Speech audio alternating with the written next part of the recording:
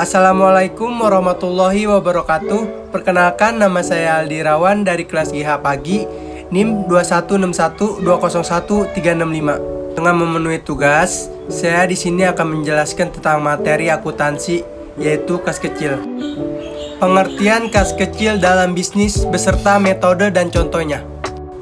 Dalam sebuah bisnis, pencatatan tidak hanya dilakukan untuk pengeluaran yang besar saja. Pada bisnis besar sekalipun, pengeluaran-pengeluaran dengan jumlah kecil seringkali terjadi dan harus dicatat. Untuk pengeluaran-pengeluaran kecil tersebut, adanya kas kecil sangat dibutuhkan. Simak pembahasan mengenai pengertian kas kecil, jenis-jenis kas kecil, beserta contoh yang di bawah ini. Pengertian kas kecil. Dengan memahami sedikit penjelasan di atas tentang mengapa kas kecil dibutuhkan, kita dapat menyimpulkan bahwa pengertian kas kecil adalah dana yang disiapkan dan dikeluarkan oleh bisnis untuk pengeluaran-pengeluaran kecil. Meski nominal yang dikeluarkan tidak besar, namun dari segi kuantitas atau seringnya dana tersebut keluar cukup banyak. Kas kecil atau juga yang sering disebut dengan petty cash, ini nantinya juga akan dicatat dengan pembukuan tersendiri.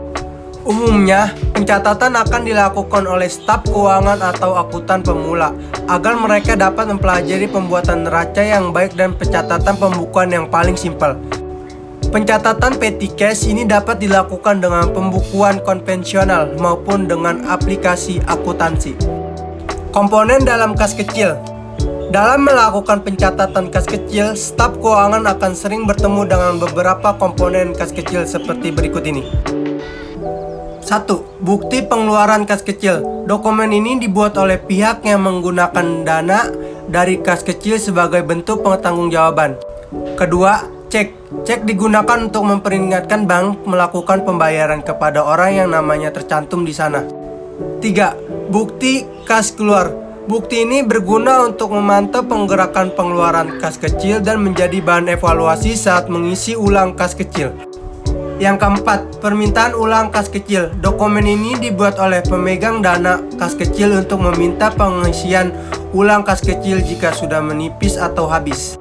Yang selanjutnya, metode pencatatan kas kecil. Pencatatan petty cash dapat dilakukan dengan dua metode, yaitu metode tetap dan metode fluktuatif.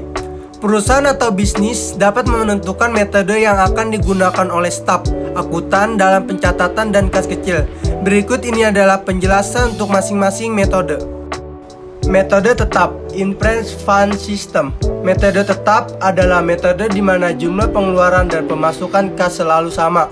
Apabila perusahaan menerapkan metode ini, umumnya staf keuangan yang menghandle pencatatan kecil tidak akan langsung mencatat apabila terdapat pengeluaran, melainkan mengumpulkan bukti-bukti terlebih dahulu.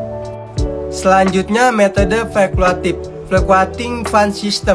Kebalikan dari metode tetap, metode fluktuatif merupakan metode pencatatan petty cash di mana jumlah nominal selalu berubah, serta jumlah pengeluaran dan pemasukan tidak sama. Jika menetapkan metode ini, artinya perusahaan atau bisnis tidak menetapkan nominal kas kecil, melainkan dikeluarkannya sesuai kebutuhan.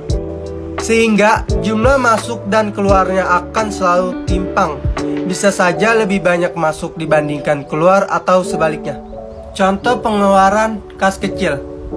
Setelah memahami pengertian, komponen, serta metode pencatatannya, selanjutnya Anda juga perlu memahami contoh-contoh pengeluaran yang termasuk kas kecil, agar mampu mengidentifikasi di kemudian hari.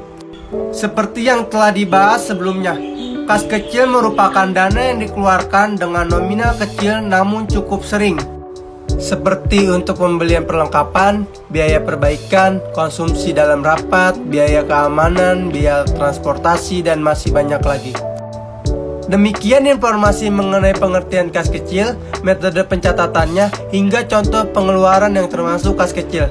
Meskipun nominal yang dikeluarkan kecil, namun pencatatan petty cash ini tetap dibutuhkan karena mempengaruhi manajemen keuangan perusahaan atau bisnis. Header by Pixable. Baik, itu saja yang dapat saya sampaikan. Terima kasih atas waktunya.